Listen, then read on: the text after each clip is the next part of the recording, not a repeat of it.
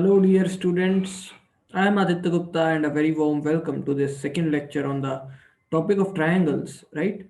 In the last class, we have seen what we mean by congruence in general and congruence for triangles.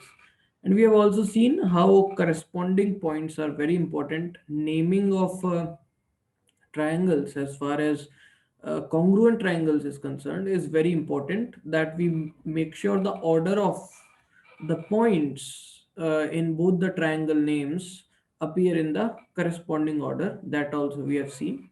Moreover, we have seen that corresponding parts of congruent triangles are equal. In short, we also call that CPCT. It means that corresponding parts of congruent triangles, okay, they are equal. Now, in this particular lecture, we'll be looking at the different criteria of determining, what we say basically, the congruence of triangles. In the last lecture, we have learned that there are six, if all the six measurements of any two triangles are equal, then they will be congruent. It means that if all the angles and all the sides are correspondingly equal to all the sides and all the angles and all the sides of another triangle, they will obviously be congruent. But are all six of them required for us to make sure whether they are equal or not? Do we always need to make sure that all six of them are equal in any two triangles to make sure that they are congruent? No, in fact, only three are sufficient. Okay, only three measurements are sufficient, like side, side, side, side angle, side, okay, etc. But are any three measurements allowed? No.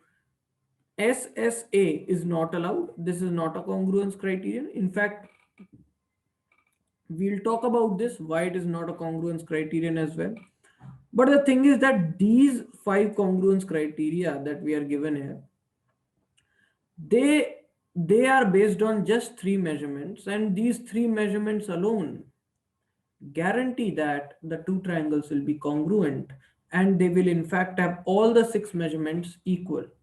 Just by ascertaining that just three measurements are equal, we can be sure that the other three also will be equal, and hence we can say that they will be congruent. Okay, so let us have a look at triple S, the side side side congruence criterion. Full form of CPCT, okay, we should know corresponding parts of congruent triangles. Okay, so congruence, as far as this congruence is concerned, what we can say is that congruence can be predicted without actually measuring all the sides or angles of a triangle. Different rules of congruence or criterion are SSS, SAS, and etc. All of five we have written here. If all the three sides of one triangle are equivalent to the corresponding three sides of the second triangle, then the two triangles are said to be congruent by the triple S rule. So what we are saying is that all the corresponding side lengths must be equal in both the triangles. So by triple S, they will be congruent. In the given figure below, we can easily see that the length AB and PQ are equal, because AB, okay, and PQ, they are clearly equal. Triple line, triple line. QR equal to BC. Yes, QR, we should have first written BC actually. So BC is equal to QR. Is that true? Yes, that is also true. Similarly, AC is equal to PR. That also is true. AC equal to PR. One line, right?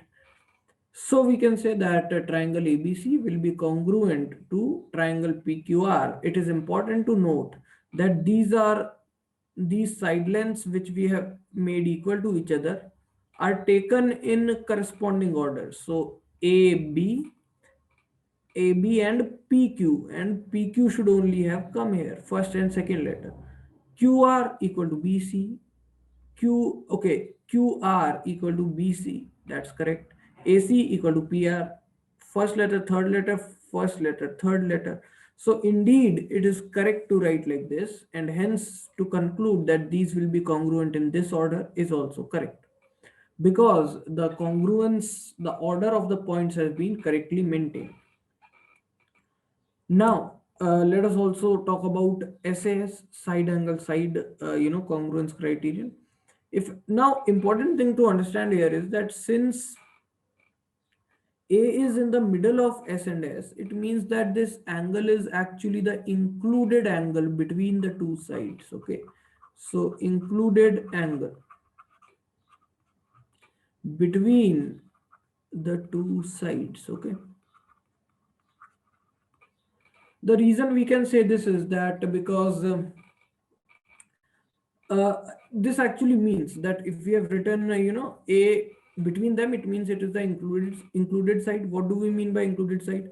So if I draw any random triangle, if I talk about any two sides, let's say these two, this side and this side, then obviously this is the included angle by these two sides. These two sides include this angle only, they don't include this angle, they don't include this angle, because these two are making this angle only, right? So this is the included angle. In our figure given here, this side and this side obviously include this particular angle, this and this include this particular angle. Okay, so it is included angle that we should be careful. If any two sides and the angle included between the sides of one triangle are equivalent to the corresponding two sides and the angle between the sides of the second triangle, then the two triangles are said to be congruent by SAS rule. Very perfectly put. Pretty nicely written in language also. In below given figure, the sides now look. AB equal to PQ, AB equal to PQ. So whenever we are talking about SAS, we first talk about a side, then the included angle, then the side. Okay. So I have talked about side. Now instead of this, we should have directly the angle between AC and AB. That we should not write like this. We should write directly like this: angle A equal to angle P, which is obviously true. And then we are writing after AB equal to PQ, we should write AC, okay, and PR are equal. So AC and PR are clearly equal to each other. So in this manner, SAS and SAS has been satisfied. Okay, so since all of these conditions are satisfied, that side angle side are correspondingly equal. Okay, and also the angle is included, so by SS congruence criterion we can say that they will indeed be congruent triangles, right? Now, let us see some questions. In the following figure, we are given A, B, B, C are equal, AD and CD are given equal. We have to show that BD bisects AC at right angles, or in other words, we have to show that BD is the perpendicular bisector of AC. How should we do that? The very first thing that we can do is easily observe is that two triangles, we can see that they are congruent by triple S. Which ones are they? Look, this bigger triangle ABD and the bigger triangle CBD, right? So if we talk about these, we can say that BA equal to BC given. Second thing we can say is that we can say DA is equal to DC. This is also given to us, and of course, we can say that dB would be equal to dB. The reason is simply that these two are common sides between the two triangles. So we can say the triangle BAD will be congruent to triangle BCD by triple S congruence criterion, and we can verify also whether we have written correctly or not. Look, BA should be equal to BC, that's right. DA should be equal to DC, and DB should be equal to DB, which is, so all of these correspondence, they are maintaining the correct order. So by triple S congruence criterion we can say this: and hence by CPCT, what do we conclude? Well, there are many things to conclude, but the important thing to conclude in this question would be that angle ABD would be equal to, now what angle would that be equal to? CBD, okay? Angle CBD equal to theta, let's say. So if ABD is theta, then CBD will also be theta. Now talking about these two triangles, okay, what can we say? Let's see. We can say here that we are considering triangle ABE and triangle CBE, okay? So clearly we can see that AB equal to CB given. Then we can also, so first I have talked about a side. Now I am saying angle ABE is equal to angle CBE is equal to theta from above. And finally side angle side, okay? So BE is equal to BE common. Like it is very obvious between these two triangles we can only apply SAS only, right? Because the angle is included also, right? So we can conclude that triangle ABE is congruent to triangle CBE by triple, we can say by SAS congruence criterion. Now we can recheck also. AB should be equal to CB. Indeed, that's true. Then what about the angle ABE should be equal to angle CBE? Obviously that is true. And BE equal to BE, that is also holding true. So we can say that, yeah, indeed they are congruent. We have done correctly. By CPCT, what can we conclude? We can say by CPCT that we can say AE will be equal to CE, AE equal to CE. I am just taking corresponding points, okay? So AE, CE, okay? So AE equal to CE, hence we have proved that this is being bisected at this point. Another thing that we can say is that by CPCT, that angle AEB would be equal to angle CEB, let's say equal to alpha. So if this angle is alpha, then this angle will also be alpha, okay? Clearly, since they are lying on a straight line, so we can say the sum of both these angles will be 180 degree only, right? Because they are lying on the straight line AC. So 2 alpha is equal to 180 degrees. So alpha comes out to be 180 degree by 2, which is 90 degree. And hence we have proved that since this is 90 degree, this is right angle also, perpendicular also. Bisects we have already proven. Hence the question is solved. Okay. So let us have a look at this solution. It is the same thing. First we have used triple S. Then we have used SAS, and then of course using the linear property that sum of angles will be 180 degree. Angle side angle is another criterion now.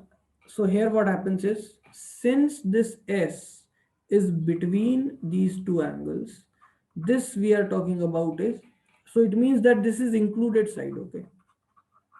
Included side. So basically if there is any random triangle and you take any two angles, let's say these two, then which side is included between them? This one, okay? Because this side is common to both the angles, okay? That's why this is included side, not this one, not this one, only this one is included between these two angles, okay? So what does the statement say? If any two angles and the side included between them, between the angles of one triangle are equal to the corresponding two angles and side included between the angles of the second triangle, then the two triangles are said to be congruent by the ASA rule or the ASA congruence criterion. In the given figure below, we have obviously, we can see that angle B is equal to angle Q, okay? Then we should talk about side after the angle, not directly about this angle. So what side are we talking about? Okay, the sides included between B and C. That's a very good statement to make sure that this is actually the included side. Okay, so BC equal to QR, which is also true. BC equal to QR. Okay, BC equal to QR. Here it is given, and then finally we should talk about this. The angle C equal to, so we should make it like this: angle C equal to angle R. So by ASA congruence criterion, these two triangles will be congruent. And of course, the correspondence is maintained, order is maintained here. Angle B should be equal to angle Q. That's true. Now angle C should be equal to angle R. That's also true. And BC should be equal to QR. So absolutely no problem in the order of the points, and hence this is the correct way to write this. Okay, instead of PQR, if you had written, let's say, ABC here, but instead of PQR, if you had written QRP, it would have been incorrect. This is the only way we can name this triangle, if we have named this triangle like this. Okay, so correspondence is very important to make sure that the order of corresponding points is correctly maintained in the naming of the triangles, as we have already discussed in the last class or in the last lecture, right? ABC is an isosceles triangle. BB dash is the angle bisector. Show that the triangles ABB dash and CBB dash are congruent. Pretty straightforward question, very, very easy question. How can we do this? One thing we might do is that this side is equal to this side, this angle is equal to this angle, because this is the angle bisector. So of course it will divide the angle into two equal parts, and then this is the common side. So we can easily use side angle side, okay, property to prove that they are indeed congruent. So that's pretty much it. We can say AB length is equal to CB length. That's correct. Then angle ABB dash equal to angle CBB dash. So of course that's true because the angle is being bisected. Then what can we say, that BB dash is equal to BB dash, because they are the common sides. So SAS is obviously working out here. The reason is that this angle is clearly included between these two sides. So SAS applies here directly, we get the answer. Another method I think might be that if we know that for an isosceles triangle that the two opposite angles are equal, then we can also follow up with the logic that ASA can be used, okay, or AAS can be used. Several of them can be used, but right now I have just told using SAS, which is the most straightforward way here. For because to if you are going to assume that the angles are equal, opposite angles are equal, then that also you should prove, right? So that's why SAS is the best method here. Just prove them using SAS. That's it.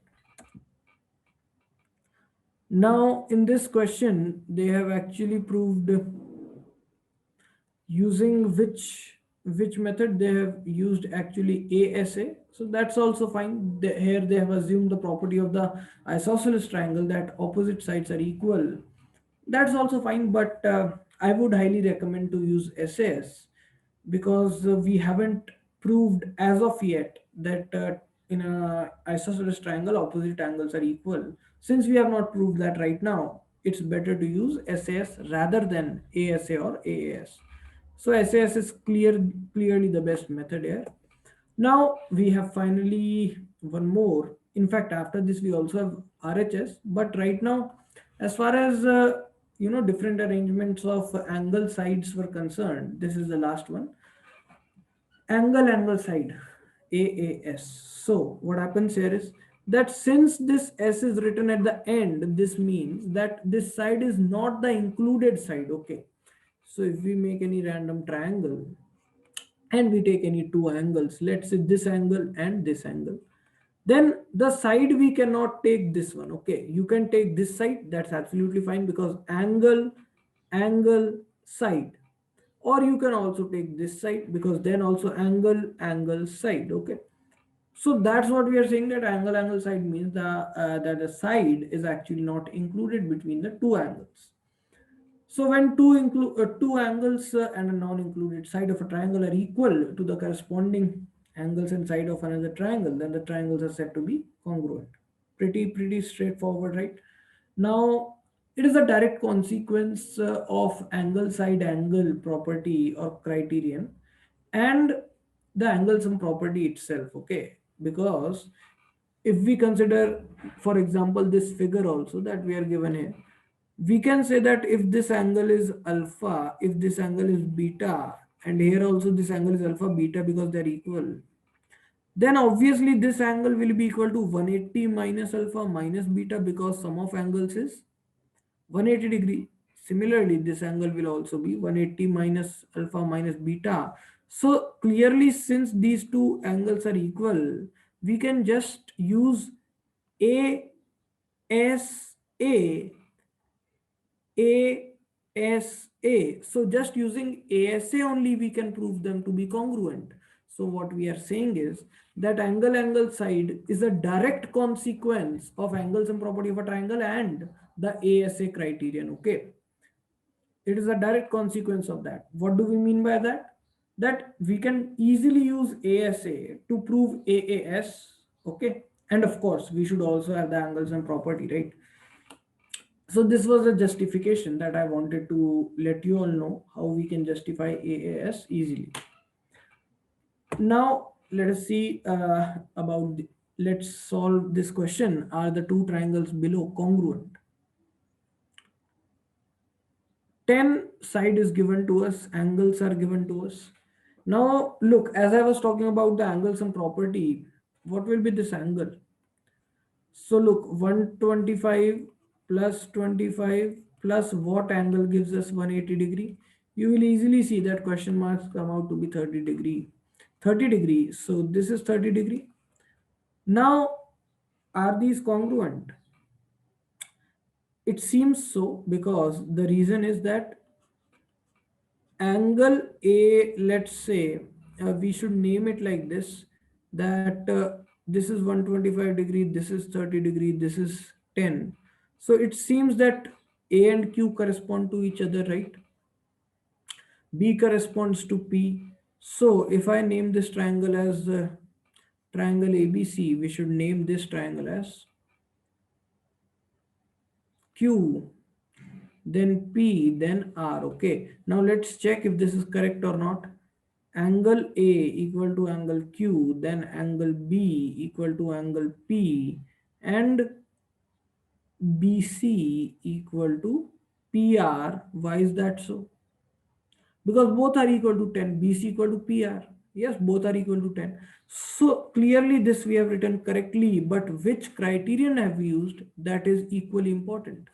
Criterion we have used here is, let's see, what can we use? Angle side we can use very easily, right? Angle side, right? Because the side is not included, so AAS we can easily use. So clearly, yes, they are congruent. The solution is also given here that two corresponding angles and one side they have, so they are congruent. Okay, AAS, they have also used AAS. Now finally we have RHS, right angle hypotenuse side congruence criterion. So if there is a right angle triangle in which there are two right angle triangles in which the hypotenuse are equal and any side is also equal, okay, for both of them, then we can say that they will be congruent. So if the hypotenuse of a side of a right angle triangle is equivalent to the hypotenuse and a side of the second right triangle, then they will be congruent by RHS rule. This is a direct consequence of triple S congruence and the Pythagoras theorem. So these both can be used to easily prove RHS. So here in the given example, hypotenuse, of course, they both are right triangles first of all. Then hypotenuse are equal, xz equal to RT, and the side length yz is equal to st. Okay, and hence these two triangles will be congruent by RHS. Questions we are having here: are these two triangles given, are they congruent? So how can we solve this question? Let us have a look. Using Pythagoras theorem, what will be this length? We can easily see it would be equal to under root of 5 square minus 3 square. That gives us 4. Correct? Now clearly, here in these two triangles, you observe that they are actually 90-degree. They are both right angles, right angle triangles. So it seems that A corresponds to A dash. Similarly, B corresponds to B dash, C corresponds to C dash. So it seems that ABC triangle would be congruent to triangle A dash, B dash, C dash. How can we now prove this by RHS? Let us see. Angle A equal to angle A dash equal to 90-degree. So yes, it is a right angle triangle. Now, so right RHS, right angle is confirmed. Now what about hypotenuse? So BC equal to B dash C dash, both are hypotenuse, both are equal to 5, yes. Side length, which of them is equal? So AC, or let's talk about rather than AC, AB is equal to 4 here, and A dash B dash is also equal to 4. So indeed they are congruent, yes. Okay, and here also in the solution also we are given the same thing. Using Pythagoras theorem, we can find the side lengths, and then RHS we can use easily to prove that they are congruent. However, there seems to be a small mistake here. And what is the mistake? That the order in which we have written is correct, okay, but in the solution, look, let's see, in the solution they are saying ABC and B dash A dash C dash are congruent, but that's not true. ABC is congruent to A dash B dash C dash only, okay. This is important to understand, that the congruent the order of these letters is important, okay. So there is a slight error here which we should or maybe, so basically whenever we are talking about congruence, the order in which letters are appearing is very important, okay, fine. However, it is good that here they have mentioned the correct order: triangle ABC, triangle A dash B dash C dash, when they are talking about correspondence. So here it is correct, okay. Now let us have a look at these practice questions. So we have an isosceles triangle ABC. Okay, BA and BC are congruent, which means they are obviously equal.